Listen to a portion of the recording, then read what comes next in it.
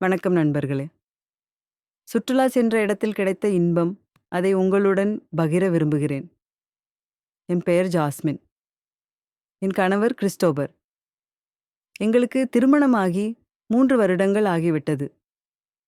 குழந்தை இல்லை. நாங்கள் அதை ஒரு குறையாகவும் கருதவில்லை.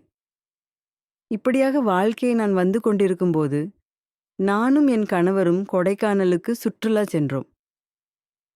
எனக்கே தெரியாமல் என் கணவர் ஒரு ட்விஸ்ட வைத்திருக்கிறார். நாங்கள் சுற்றுலா சென்ற இடத்தில் ஓரிரு நாட்கள் கழிந்தது தனியார் ரிசார்ட்டில் நாங்கள் ரூம் எடுத்து வைத்திருந்தோம். திடீரென்று பார்த்தால் என் கணவனின் நண்பர்கள் 2 வந்தார்கள். நான் ஆரம்பத்தில் எதர்ச்சியாக நடந்த சம்பவம் என்று நினைத்தேன். என் கணவனின் நண்பர்கள் கணவரை கண்டு எதர்ச்சியாக சந்தித்ததை போலவே பேசிக் கொண்டார்கள்.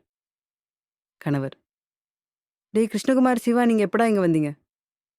அவங்களுடைய 2ரும்: மச்சான், நீ எங்கடா இங்க? கணவன்: நாங்கள் வந்து 2 நாட்கள் ஆகியது விட்டதுடா. நண்பர்கள்: அது சரி, நாங்க நேற்று இரவு வந்தோம்.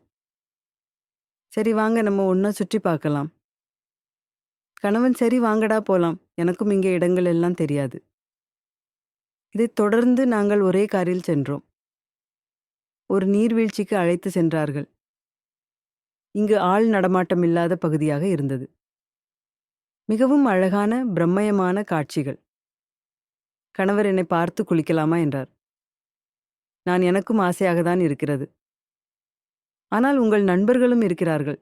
நான் எப்படி உங்களுடன் வந்து குளிக்க முடியும்?